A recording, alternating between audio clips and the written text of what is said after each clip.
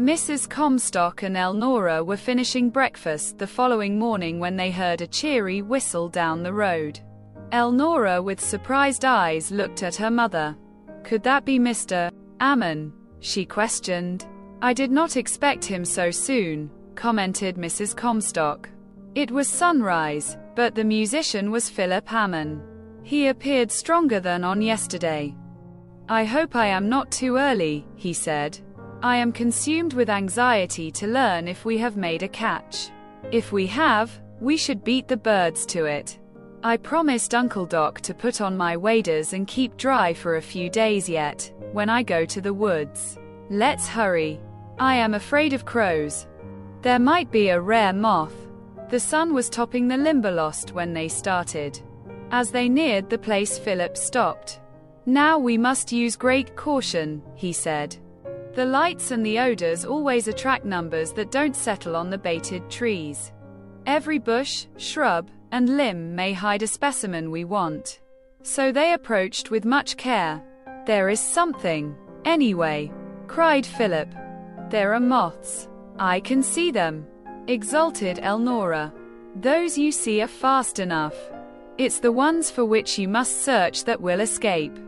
The grasses are dripping, and I have boots, so you look beside the path while I take the outside," suggested Ammon. Mrs. Comstock wanted to hunt moths, but she was timid about making a wrong movement. So she wisely sat on a log and watched Philip and Elnora to learn how they proceeded. Back in the deep woods, a hermit thrush was singing his chant to the rising sun. Orioles were sowing the pure, sweet air with notes of gold, poured out while on wing. The robins were only chirping now, for their morning songs had awakened all the other birds an hour ago. Scolding redwings tilted on half the bushes. Excepting late species of haws, tree bloom was almost gone, but wildflowers made the path border and all the wood floor a riot of color. Elnora, born among such scenes, worked eagerly, but to the city man, recently from a hospital, they seemed too good to miss. He frequently stooped to examine a flower face, paused to listen intently to the thrush, or lifted his head to see the gold flash which accompanied the oriole's trailing notes. So Elnora uttered the first cry, as she softly lifted branches and peered among the grasses. "My find," she called. "Bring the box, mother." Philip came hurrying also. When they reached her, she stood on the path holding a pair of moths. Her eyes were wide with excitement, her cheeks pink, her red lips parted. And on the hand she held out to them clung a pair of delicate blue-green moths, with white bodies, and touches of lavender and straw color. All around her lay flower-brocaded grasses, behind the deep green background of the forest, while the sun slowly sifted gold from heaven to burnish her hair. Mrs. Comstock heard a sharp breath behind her. "Oh, what a picture!"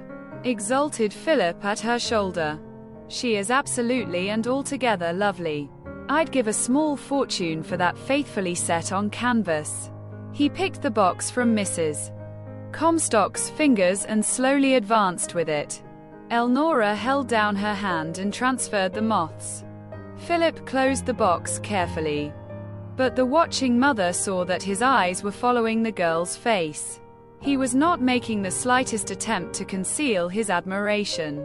"I wonder if a woman ever did anything lovelier than to find a pair of lunar moths on a forest path, early on a perfect June morning," he said to Mrs. Comstock, when he returned the box. She glanced at Elnora, who was intently searching the bushes. "Look here, young man," said Mrs. Comstock. "You seem to find that girl of mine about right." "I could suggest no improvement," said Philip. "I never saw a more attractive girl anywhere. She seems absolutely perfect to me." "Then suppose you don't start any scheme calculated to spoil her," proposed Mrs. Comstock dryly. "I don't think you can, or that any man could. But I'm not taking any risks. You asked to come here to help in this work. We are both glad to have you, if you confine yourself to work."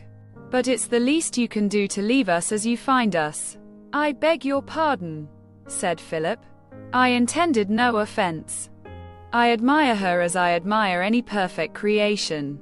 And nothing in all this world spoils the average girl so quickly and so surely, said Mrs. Comstock. She raised her voice. Elnora, fasten up that tag of hair over your left ear. These bushes muss you so you remind me of a sheep poking its nose through a hedge fence. Mrs. Comstock started down the path toward the log again. When she reached it, she called sharply, Elnora, come here. I believe I have found something myself. The something was a Citheronia regalis which had emerged from its case on the soft earth under the log.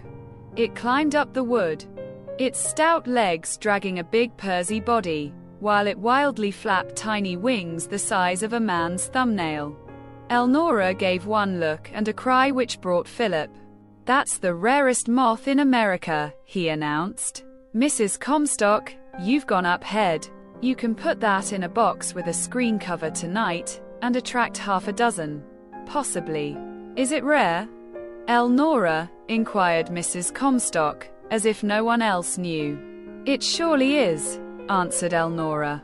If we can find it a mate tonight, it will lay from 250 to 300 eggs tomorrow. With any luck at all, I can raise 200 caterpillars from them. I did once before, and they are worth $1 apiece. Was the one I killed like that? No, that was a different moth. But its life processes were the same as this. The bird woman calls this the king of the poets. Why does she?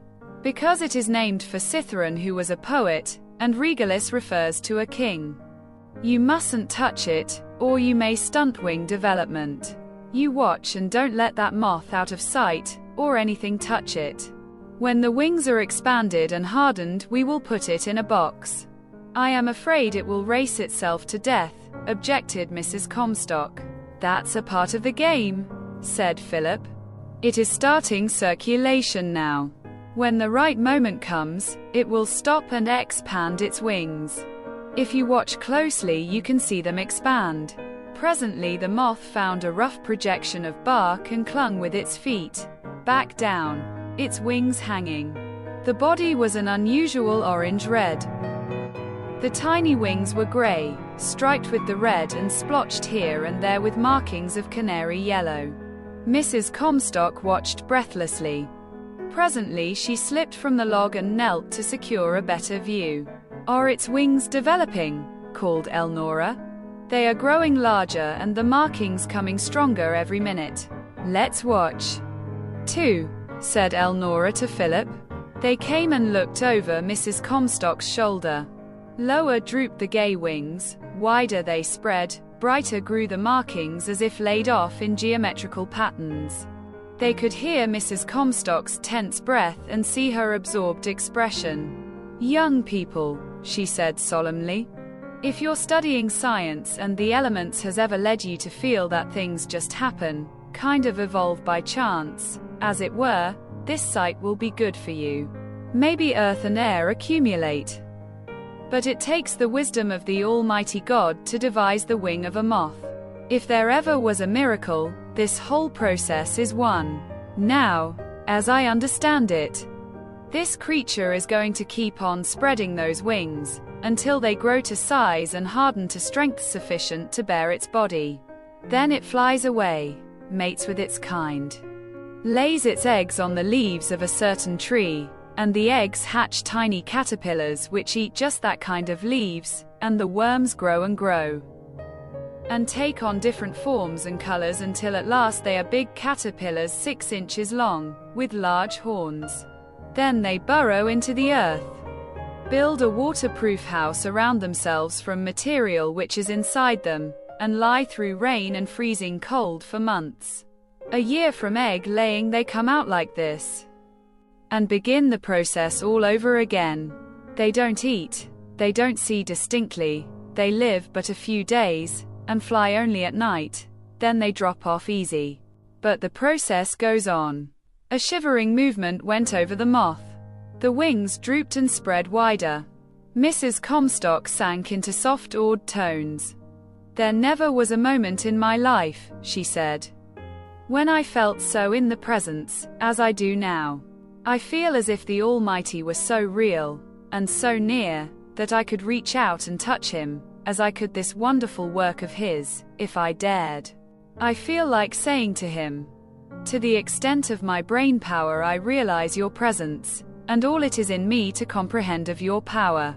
Help me to learn, even this late, the lessons of your wonderful creations. Help me to unshackle and expand my soul to the fullest realization of your wonders. Almighty God, make me bigger. Make me broader." The moth climbed to the end of the projection, up it a little way, then suddenly reversed its wings, turned the hidden sides out and dropped them beside its abdomen. Like a large fly, the upper side of the wings, thus exposed, was far richer color, more exquisite texture than the under, and they slowly half lifted and drooped again. Mrs. Comstock turned her face to Philip. "Am I an old fool, or do you feel it too?" she half whispered. "You are wiser than you ever have been before," answered he. "I feel it. Also, and I," breathed Elnora. The moth spread its wings, shivered them tremulously, opening and closing them rapidly. Philip handed the box to Elnora. She shook her head. "I can't take that one," she said. "Give her freedom."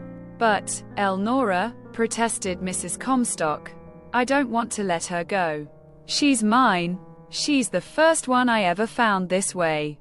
Can't you put her in a big box, and let her live, without hurting her? I can't bear to let her go. I want to learn all about her." "Then watch while we gather these on the trees," said Elnora. "We will take her home until night and then decide what to do. She won't fly for a long time yet." Mrs. Comstock settled on the ground, gazing at the moth. Elnora and Philip went to the baited trees, placing several large moths and a number of smaller ones in the cyanide jar, and searching the bushes beyond, where they found several paired specimens of differing families. When they returned, Elnora showed her mother how to hold her hand before the moth so that it would climb upon her fingers. Then they started back to the cabin, Elnora and Philip leading the way. Mrs. Comstock followed slowly, stepping with great care lest she stumble and injure the moth. Her face wore a look of comprehension. In her eyes was an exalted light. On she came to the blue-bordered pool lying beside her path. A turtle scrambled from a log and splashed into the water, while a red wing shouted, "O Kali," to her. Mrs. Comstock paused and looked intently at the slime-covered quagmire, framed in a flower riot and homed over by sweet-voiced birds. Then she gazed at the thing of incomparable beauty clinging to her fingers and said softly, "If you had known about wonders like these in the days of your youth, Robert Comstock, could you ever have done what you did?" Elnora missed her mother, and turning to look for her, saw her standing beside the pool. Would the old fascination return? A panic of fear seized the girl. She went back swiftly. "Are you afraid she is going?" Elnora asked. "If you are, cup your other hand over her for shelter. Carrying her through this air and in the hot sunshine will dry her wings and make them ready for flight very quickly. You can't trust her in such air and light as you can in the cool dark woods." While she talked, she took hold of her mother's sleeve, anxiously smiling a pitiful little smile that Mrs. Comstock understood. Philip set his load at the back door, returning to hold open the garden gate for Elnora and Mrs. Comstock. He reached it in time to see them standing together beside the pool. The mother bent swiftly and kissed the girl on the lips. Philip turned and was busily hunting moths on the raspberry bushes when they reached the gate. And so excellent are the rewards of attending your own business, that he found a promethea on a lilac in a corner, a moth of such rare wine-colored, velvety shades that it almost sent Mrs. Comstock to her knees again. But this one was fully developed, able to fly, and had to be taken into the cabin hurriedly. Mrs. Comstock stood in the middle of the room holding up her regalis. "Now what must I do?" she asked. Elnora glanced at Philip Ammon. Their eyes met and both of them smiled. He with amusement at the tall, spare figure, with dark eyes and white crown, asking the childish questions so confidingly, and Elnora with pride. She was beginning to appreciate the character of her mother. "How would you like to sit and see her finish development?" "I'll get dinner," proposed the girl. After they had dined, Philip and Elnora carried the dishes to the kitchen, brought out boxes, sheets of cork, pins, ink, paper slips and everything necessary for mounting and classifying the moths they had taken. When the housework was finished, Mrs. Comstock with her ruffle sat near, watching and listening. She remembered all they said that she understood, and when uncertain she asked questions. Occasionally she laid down her work to straighten some flower which needed attention or to search the garden for a bug for the grosbeak. In one of these absences, Elnora said to Philip, "These replace quite a number of the moths I lost for the Man of India. With a week of such luck, I could almost begin to talk college again." "There is no reason why you should not have the week and the luck," said he. "I have taken moths until the middle of August, though I suspect one is more likely to find late ones in the north where it is colder than here. The next week is hay time, but we can count on a few double brooders and strays. And by working the exchange method for all it is worth, I think we can complete the collection again." "You almost make me hope," said Elnora, "but I must not allow myself. I don't truly think I can replace all I lost, not even with your help. If I could, I scarcely see my way clear to leave Mother this winter. I have found her so recently, and she is so precious. I can't risk losing her again. I am going to take the nature position in the Onabasha schools, and I shall be most happy doing the work. Only, these are a temptation. I wish you might go to college this fall with the other girls," said Philip. "I feel that if you don't, you never will. Isn't there some way? I can't see it if there is. And I really don't want to leave Mother." "Well, Mother is mighty glad to hear it," said Mrs. Comstock, entering the arbor. Philip noticed that her face was pale, her lips quivering, her voice cold. "I was telling your daughter that she should go to college this winter," he explained, "but she says she doesn't want to leave you.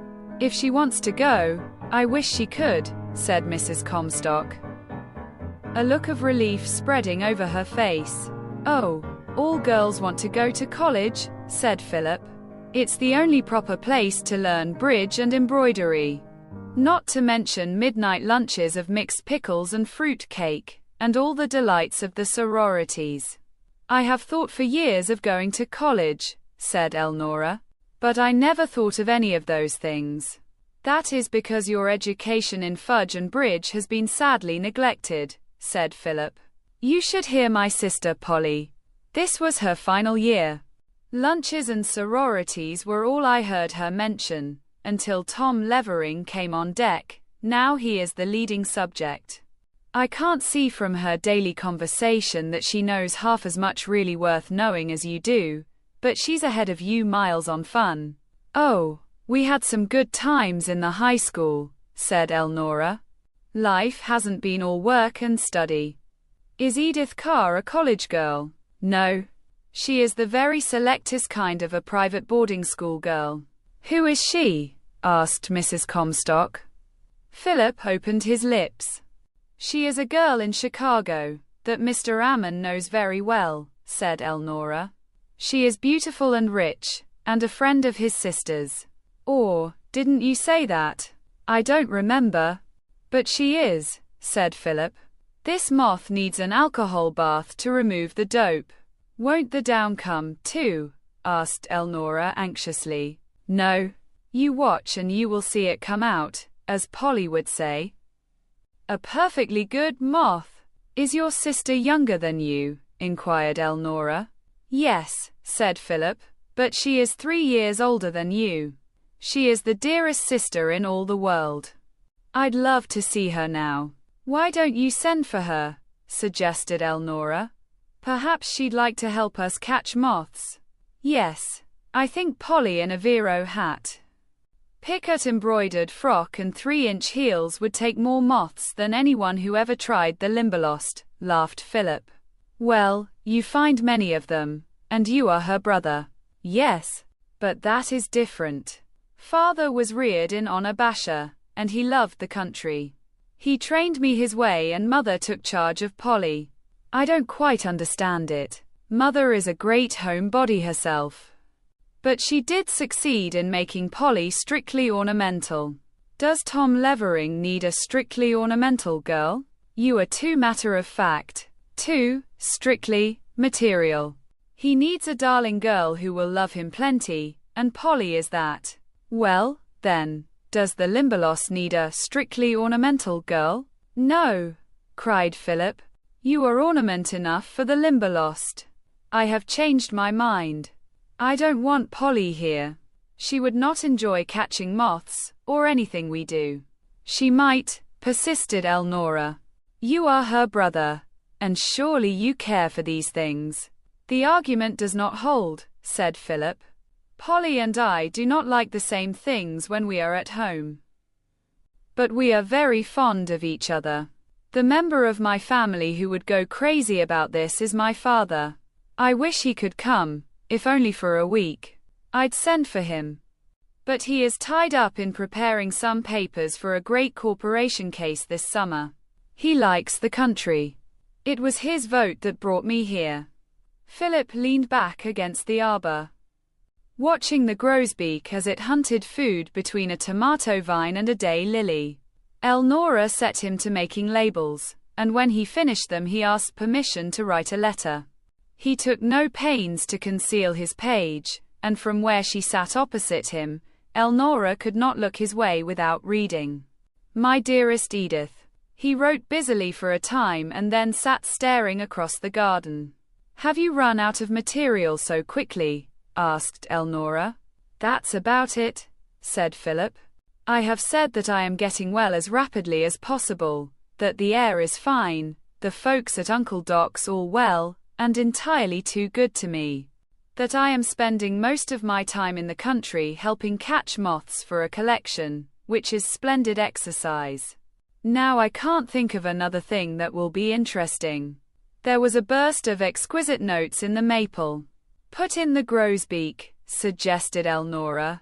Tell her you are so friendly with him you feed him potato bugs. Philip lowered the pen to the sheet, bent forward, then hesitated. Blessed if I do, he cried. She'd think a grosbeak was a depraved person with a large nose. She'd never dream that it was a black-robed lover, with a breast of snow and a crimson heart. She doesn't care for hungry babies and potato bugs. I shall write that to father. He will find it delightful. Elnora deftly picked up a moth, pinned it and placed its wings. She straightened the antennae, drew each leg into position and set it in perfectly lifelike manner. As she lifted her work to see if she had it right, she glanced at Philip. He was still frowning and hesitating over the paper. I dare you to let me dictate a couple of paragraphs. Done, cried Philip. Go slowly enough that I can write it. Elnora laughed gleefully. I am writing this, she began, in an old grape arbor in the country, near a log cabin where I had my dinner. From where I sit I can see directly into the home of the next-door neighbor on the west. His name is R.B. Grosbeak. From all I have seen of him, he is a gentleman of the old school. The oldest school there is, no doubt. He always wears a black suit and cap and a white vest, decorated with one large red heart, which I think must be the emblem of some ancient order. I have been here a number of times, and I never have seen him wear anything else, or his wife appear in other than a brown dress with touches of white. It has appealed to me at times that she was a shade neglectful of her home duties, but he does not seem to feel that way. He cheerfully stays in the sitting room while she is away having a good time, and sings while he cares for the 4 small children. I must tell you about his music. I am sure he never saw inside a conservatory. I think he merely picked up what he knows by ear and without vocal training, but there is a tenderness in his tones, a depth of pure melody, that I never have heard surpassed. It may be that I think more of his music than that of some other good vocalists hereabout, because I see more of him and appreciate his devotion to his home life. I just had an encounter with him at the West Fence, and induced him to carry a small gift to his children. When I see the perfect harmony in which he lives, and the depth of content he and the brown lady find in life, I am almost persuaded to. Now this is going to be poetry, said Elnora. Move your pen over here and begin with a quote and a cap. Philip's face had been an interesting study while he wrote her sentences. Now he gravely set the pen where she indicated, and Elnora dictated, buy a nice little home in the country, and settle down there for life. That's the truth, cried Philip. It's as big a temptation as I ever had. Go on. That's all, said Elnora. You can finish. The moths are done. I am going hunting for whatever I can find for the grades. Wait a minute, begged Philip. I am going too. No. You stay with Mother and finish your letter. It is done. I couldn't add anything to that. Very well. Sign your name and come on. But I forgot to tell you all the bargain. Maybe you won't send the letter when you hear that. The remainder is that you show me the reply to my part of it. Oh, that's easy. I wouldn't have the slightest objection to showing you the whole letter. He signed his name, folded the sheets and slipped them into his pocket. Where are we going and what do we take? Will you go, Mother? Asked Elnora. I have a little work that should be done, said Mrs. Comstock. Could you spare me? Where do you want to go? We will go down to Aunt Margaret's and see her a few minutes and get Billy. We will be back in time for supper. Mrs. Comstock smiled as she watched them down the road. What a splendid-looking pair of young creatures they were. How finely proportioned, how full of vitality. Then her face grew troubled as she saw them in earnest conversation. Just as she was wishing she had not trusted her precious girl with so much of a stranger, she saw Elnora stoop to lift a branch and peer under. The mother grew content. Elnora was thinking only of her work. She was to be trusted utterly.